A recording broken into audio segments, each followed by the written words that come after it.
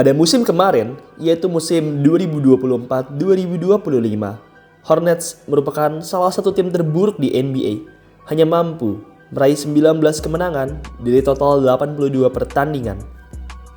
Mereka musim lalu finish sebagai tim terburuk ketiga di seantero NBA.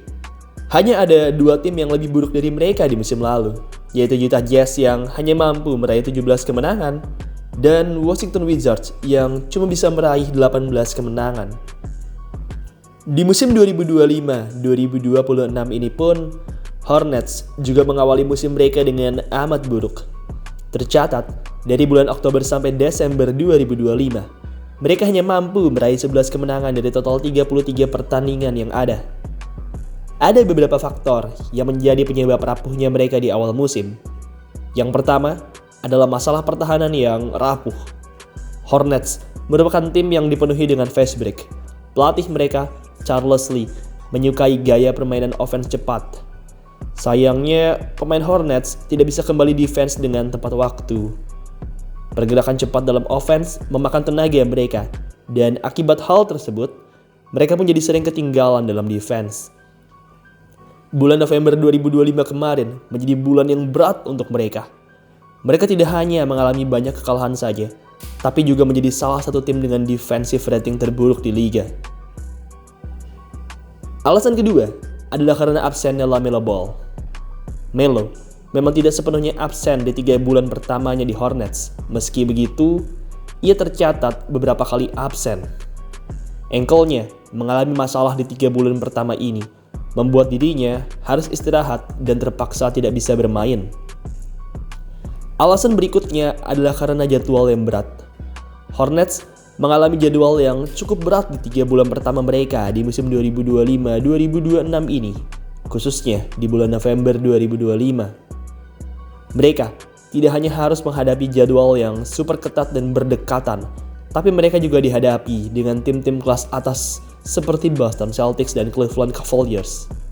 Oleh sebab itu, tak heran rekor mereka amat hancur, khususnya di bulan November. Alasan terakhir adalah karena kurang solidnya posisi big man. Usai ditinggal oleh Mark Williams, posisi center di Hornets jadi tidak begitu kuat. Hornets sendiri sejauh ini tidak punya starting center tetap. Mereka terus berganti-ganti antara Moussa Diabate atau Ryan Clark-Bonner. Posisi center merupakan posisi yang penting dan krusial, dan Charlotte Hornets mereka masih mencari jati diri mereka akan center. Kombinasi masalah-masalah ini benar-benar menyulitkan Charlotte Hornets, dan overall segala masalah tersebut membuat fans Hornets jadi sedih.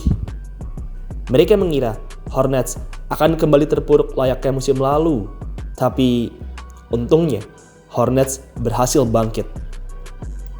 Pada 15 pertandingan terakhir, Hornets punya rekor 10 kali menang dan 5 kali kalah. Mereka benar-benar tampil seperti tim yang berbeda. Selama 15 pertandingan mereka tersebut, mereka finish di urutan pertama dalam offensive rating, net rating, plus minus, rebound percentage, serta second chance points. Intinya, mereka benar-benar berubah dari yang sebelumnya tim papan bawah menjadi tim yang menanjak ke papan atas. Ada beberapa alasan mengapa tim berlogokan lebah ini bisa begitu panas akhir-akhir ini. Yang pertama adalah kembalinya LaMelo Ball. LaMelo Ball memang sudah bermain sejak awal musim. Meski begitu, seperti yang sempat saya infokan di awal, ia tampil tidak terlalu banyak karena masih dalam pemulihan cedera ankle. Di tahun 2026 ini, Melo sudah kembali pulih 100%, dan dengan adanya LaMelo Ball, Hornets tidak hanya punya tambahan amunisi dalam mencetak angka, tapi juga punya jenderal yang bisa mengatur tempo permainan mereka. Melo merupakan ahlinya dalam memberikan umpan-umpan sulit. Skill mengoper bolanya tidak perlu lagi diragukan. Semenjak SMA, pemain yang juga punya kakak di NBA ini sudah sangatlah jago dalam mengirim assist. Berkat Melo, skorer-skorer hebat di timnya seperti Brandon Miller, Conley Canoople, dan Miles Bridges menjadi jauh lebih mudah dalam mencetak poin. Alasan kedua adalah karena panasnya Conley Canoople. Canoople merupakan rookie terbaik mereka saat ini. Pemain yang dipilih di urutan keempat ini benar-benar amat handal dalam mencetak angka.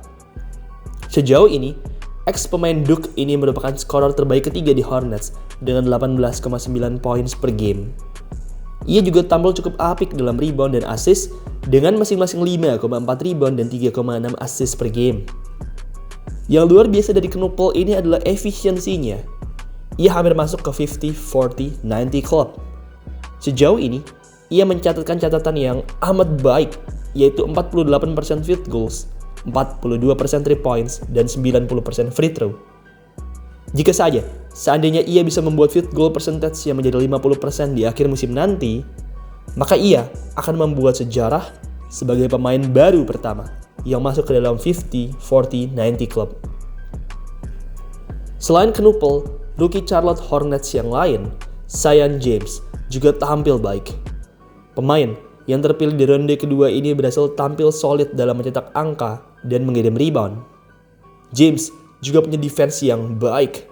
Pemain yang masuk ke dalam jajaran ACC All Defense Team ini punya pertahanan yang amatlah kuat. Dengan tubuhnya yang tebal dan kakinya yang cepat, ia mampu menjaga pemain dari posisi 1 sampai 4. Meski merupakan seorang rookie, tapi ia amat handal dalam defense dan beberapa kali diberi kepercayaan menjaga point guard atau pemain terbaik dari tim lawan. Alasan terakhir adalah kekompakan. Tim ini begitu kompak di tahun 2026 ini. Usai tampil full tim, Hornets langsung meledak menjadi tim yang menyenangkan di offense dan kuat dalam defense. Meskipun sejauh ini masih belum masuk ke top 8 tim terbaik di wilayahnya, tapi mereka sudah menunjukkan potensi bahwa mereka akan menjadi tim yang mengerikan. Di bulan Januari 2026 ini, mereka sudah mengalahkan 2 tim papan atas, yaitu Denver Nuggets dan juara bertahan Oklahoma City Thunder. Yang hebatnya, mereka tidak sekedar menang saja, tapi menang dengan dominan. Mereka menang 124-97 atas OKC Thunder dan menang 110-87 atas Denver Nuggets. Yang luar biasanya lagi, kedua kemenangan ini terjadi di kandang lawan, bukan di kandang mereka. Luar biasa. Saat ini, Hornets memang masih berada di urutan ke-11 klasemen sementara wilayah timur. Meski begitu, dengan tren positif ini, mereka mungkin saja bisa naik ke posisi ke-10 atau 9. Jika mereka bisa mencapai posisi ke-10 saja, maka mereka sudah bisa mengamankan tiket ke play-in turnamen dan ini sudah merupakan hal yang bagus untuk ukuran tim yang terseok-seok di awal musim seperti Hornets. Mereka juga harus banget menjaga pemain-pemain mereka dari cedera.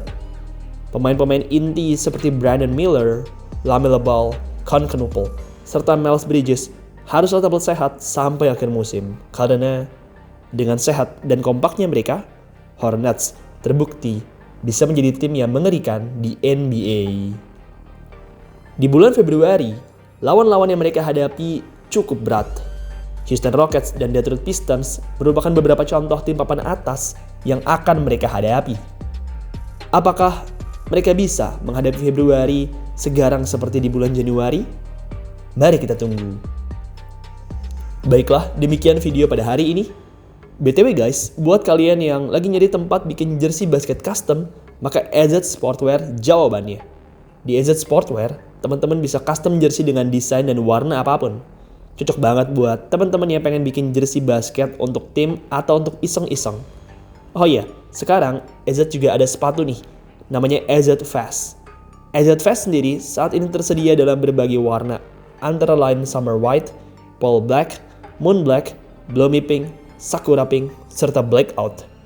Buat kalian yang ingin custom jersey atau ingin check out sepatunya, kalian bisa langsung aja klik link yang ada di pojok kiri bawah layar kalian, atau klik link yang ada di kolom deskripsi. Ingat, bikin jersey, AZ Sportwear jawabannya.